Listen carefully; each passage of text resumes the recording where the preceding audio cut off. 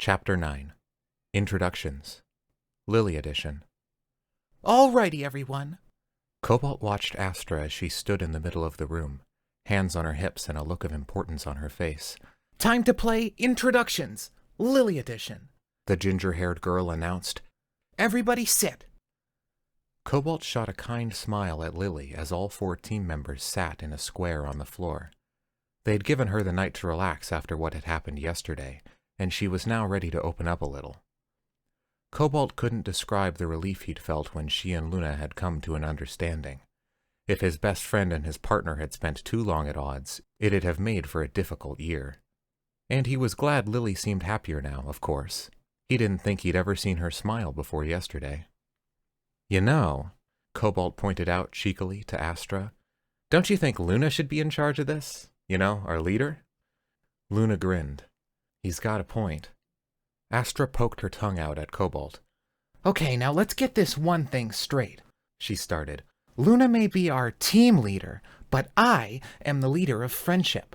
I deal with friendship things. Luna was clearly trying to keep the skepticism out of her expression, though a look of amusement crossed her face. I see. Cobalt leaned forward and placed his fist under his chin. Okay, so what about me? Am I the leader of anything? Astra looked thoughtful. You're the leader of... vibing. You know, just chilling. Cobalt sat back and nodded, satisfied. Checks out. Astra smiled at Lily, who sat between her and Cobalt. What about you, Lily? Want to be the leader of anything? I'm very good at assigning roles. Lily looked mildly surprised, holding up a hand. No, that's okay. I don't need to be a leader of any kind. Astra shrugged. All good. You can be the leader of not leading anything. Lily looked unsure of how to answer. Luckily for her, Astra seemed to finally remember to get back on track. Okay, so, she chirped, her green gaze fixed on Lily. Tell us everything about yourself. Within your comfort zone, Luna quickly added. You don't have to tell us anything you're not comfortable with us knowing yet, or even ever. Lily gave her a nod, looking grateful. Okay, well, my name is Lily. I'm 17 and the daughter of a reformed criminal. But that's all stuff you guys already knew, so...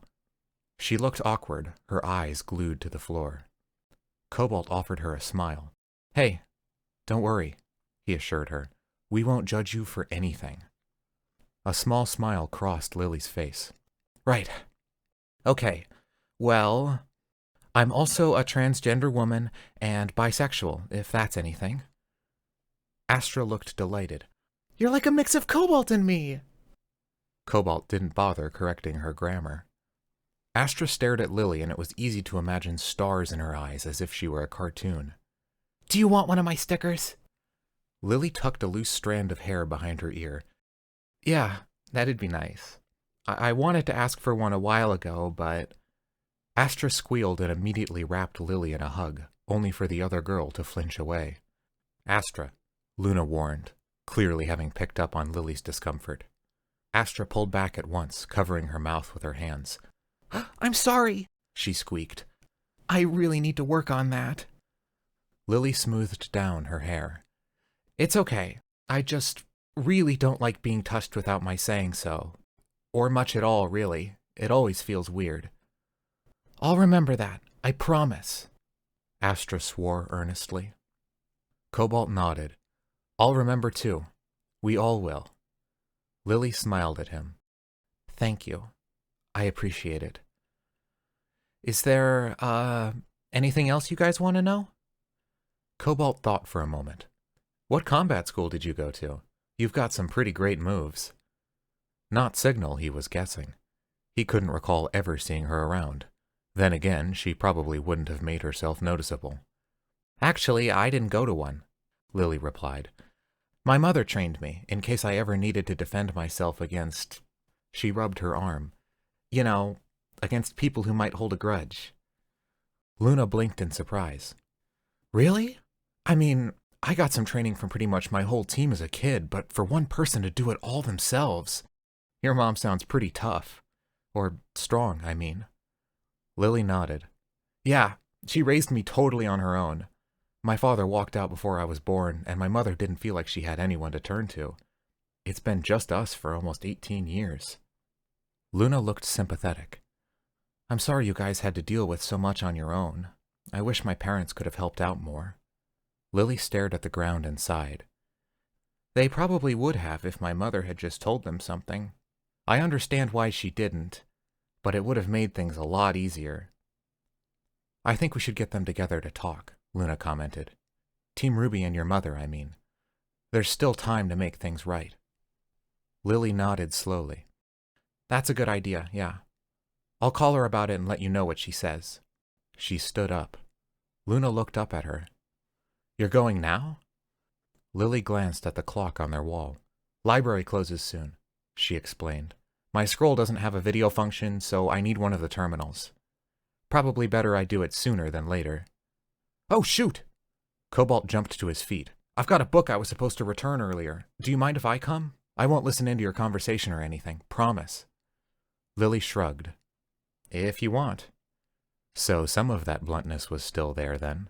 It would probably take a while for Lily to completely drop her guard, Cobalt figured. He didn't mind waiting.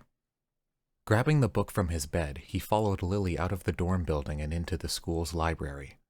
He'd always loved coming here, not necessarily for the books, but because it was simply a nice, quiet place to hang out, with lovely decor to boot.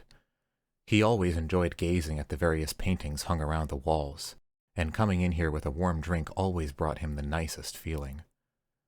As Lily headed off to use one of the terminals in one corner of the room, Cobalt spotted a familiar figure out of the corner of his eye and turned to see Coco combing through one of the bookshelves. He dropped his book into the drop-off box and headed over. Hey, he greeted her. Didn't expect to find you here. You don't read. He teased. Finding something for your mother, Coco replied. And for the record. She gently batted one of his ears. I've read plenty of books, thank you very much. Cobalt grinned. Yeah, what about? And fashion magazines don't count. Coco scoffed jokingly. I've read entire fashion novels. Got me there. So, hey, Coco suddenly became more serious. I heard about what happened with your team yesterday. Is everything okay?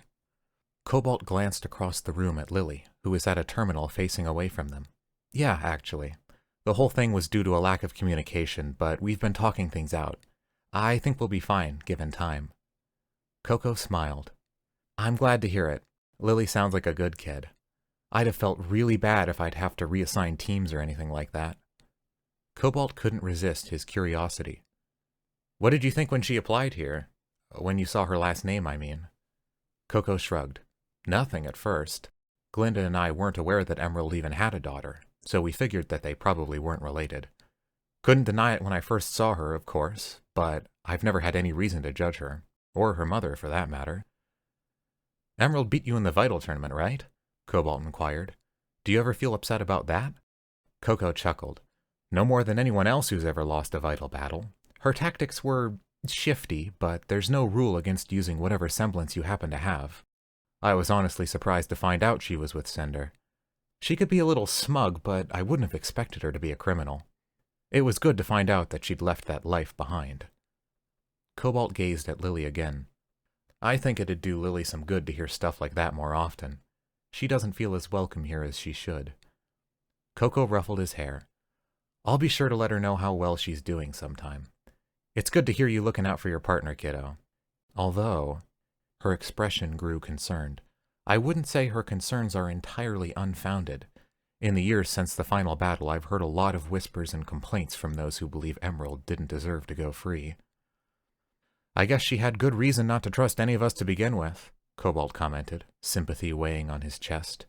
She's been dealing with this her whole life. If you ever notice any students giving her trouble, let me know, okay?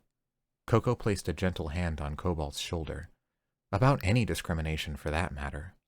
Cobalt twitched his ears, knowing he'd gotten dirty looks for them just in the few weeks he'd been here. I will, he promised. I may not run this school, yet, she added with a wink, but I'll still do everything in my power to make sure bullying isn't tolerated here. And I'm sure Glinda will too. Cobalt felt a warm glow of love for her. Thanks, Mom. Cobalt pulled him into a hug. Anytime, kiddo. Releasing him, she added, Now help me find this sewing book. Velvet's been asking for it for days, and she's getting impatient. Cobalt chuckled. Sure. As he helped Coco delve through the books, worry still stuck in his mind. After all these years, there were still people out there who discriminated against people for things beyond their control. And despite Coco's promise to deal with them, Cobalt knew it wouldn't be that easy. It never was. Back at Signal, he'd known a student that had been notorious for using slurs against Faunus, and sometimes even hurting them. The school had suspended him, only for the student's father to threaten filing charges unless his son was remitted. Things never seemed to work out fairly in that way. He looked at Lily again and decided he at least had to try. She probably didn't consider him a friend yet, but Cobalt hoped that he could become one to her in time. And no matter what the odds, no matter how fair a situation was, Cobalt would never fail to stand up for his friends. Not in a million years.